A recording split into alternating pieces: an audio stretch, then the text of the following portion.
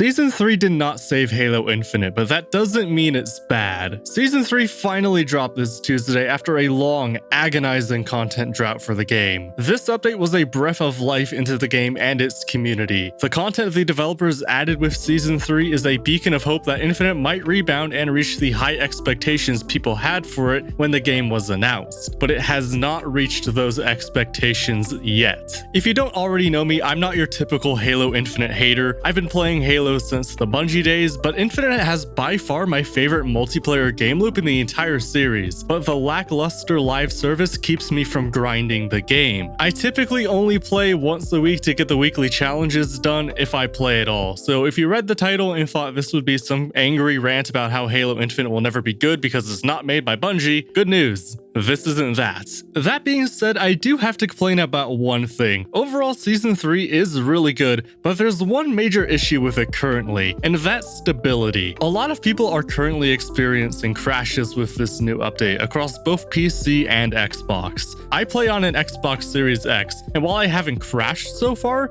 the big issue I'm having is the menus not loading. It took multiple attempts across multiple days to start playing with this update because parts of the game simply wouldn't load. Whether it was the playlist for multiplayer, my Spartan in the background, my calling card and emblem, and even the shop and battle pass often took 3 to 5 minutes to load if they would load at all. I don't know if 343's servers were slammed when this update dropped, or if the engine and UI broke with this update, or something else entirely, but the amount of waiting I was doing to get the opportunity to then load into a match was simply unacceptable. It was launch MCC levels of bad for me. Thankfully, patches for this are rolling out soon if they haven't already, so don't let this dissuade you from picking up the game again, because the rest of the update is actually really good. Speaking of the rest of the update, we got 3 new maps with Season 3, 2 regular 4v4 maps and 1 big team battle map. The Big Team Battle map, Oasis, is a pretty good map. I don't have any overly positive or negative feelings towards it as far as the layout goes, but it does do a few noteworthy things. Firstly, the map is beautiful,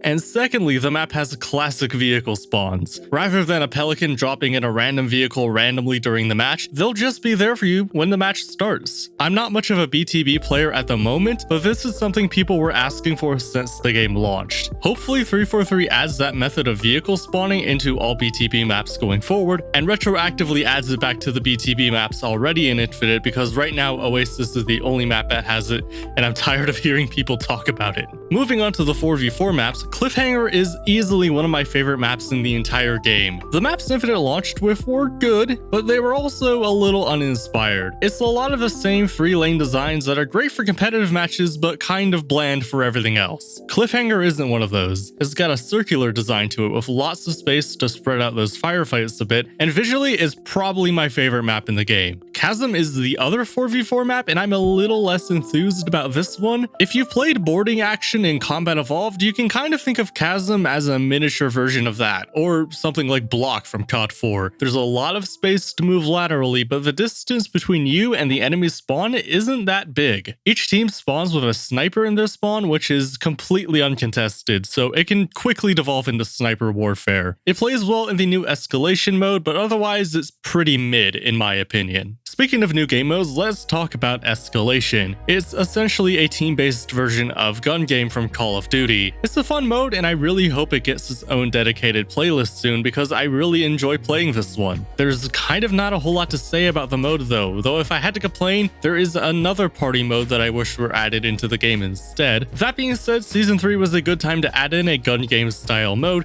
because we also got a new-ish weapon with this update. The Bandit is the first new weapon for Halo Infinite, but it's basically just the Halo Reach DMR without the scope. I really like the DMR as a battle rifle alternative in Halo Reach, but I've gotta be honest, I don't like it here in Infinite. The Bandit is meant to be a precision weapon, but without the scope, it's just not that viable at long range, but it's also not that good close up because it's a single shot precision weapon. So there's a limited use case for this weapon already, but it also has an aggressive amount of recoil that makes it less accurate at that medium range, range on top of also having bloom. I love reach more than most Halo fans, but I have a hard time finding a place for this weapon in Infinite Sandbox. The BR outclasses it at long range, the assault rifle and shotgun beat it at close range, and for medium ranges, I'll take the commando or the sidekick over this any day of the week. And it's not because the Bandit is a bad weapon per se, it just doesn't have a role in Infinite Sandbox. It doesn't have a niche. Hopefully we get a weapon patch to make this better, because otherwise I'm gonna skip out on it in favor of the commando or the assault rifle in pretty much all my games. The last new piece of the sandbox is a smoke grenade, or more accurately a large blue bubble that I constantly mistake for a bubble shield. When I first saw the Shroud Screen in trailers for Season 3, I thought I would hate this thing. I thought it was uglier than sin in those trailers, but in the game it actually seems to look a bit better. Personally, I would have preferred actual smoke or something that dissipated into the environment a bit more, but functionally it's actually really useful to have. Because of how obvious the smoke is, I don't think it's helpful to cover your own tracks in it, but what I like to do is shoot it at an enemy that's at range to force them to reposition. So if the enemy has something like a sniper or a BR or some other long-range weapon and is firing at your team, you can shoot the smoke at them and then they're useless unless they wait for the bubble to collapse or they reposition. Functionally, it's the best smoke grenade I've used in any FPS, which is admittedly a low bar. Visually, I think it needs some work, but is my favorite piece of equipment behind the grapple shot. When it comes to the rest of the update, the new armor cores, the narrative event, etc., I'm not really interested. Infinite's heavily monetized armor system has made me completely apathetic towards the look of my Spartans, so I just don't have the energy to talk about it. Going back to the glitches with the main menus, one of those glitches reset the look of my Spartan to the default gray one, and I just didn't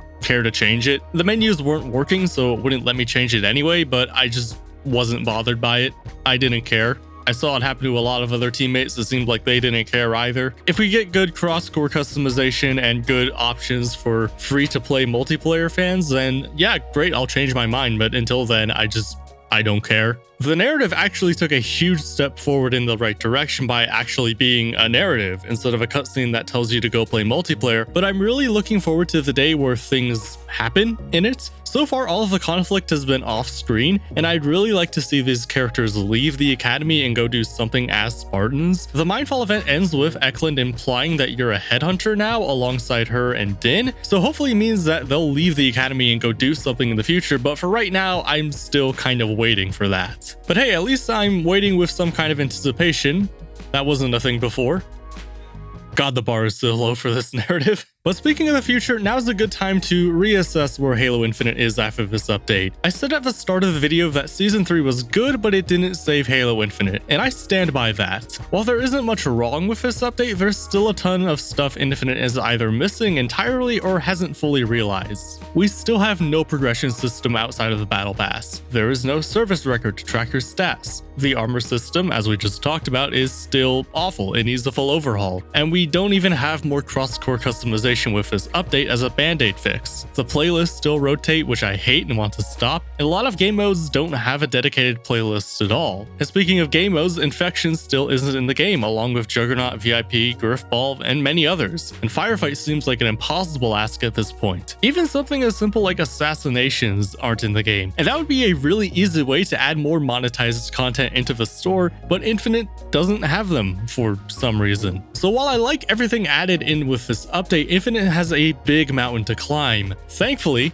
Infinite did not need to climb that entire mountain with one update. 343 has been very open about their quest to reach what they call seasonality, where Infinite's live service will actually be a live service and not have 10-month-long seasons. Season 3 is scheduled to be 3 months, like every other live service game out there. So if we get roughly this amount of content every 3 months or so, we'll eventually get all of those missing game modes. And hopefully with some more work behind the scenes, things like a service record, a progression system, cross-core customization, assassinations, and more will all arrive in time. And seasonality honestly couldn't have launched at a better time.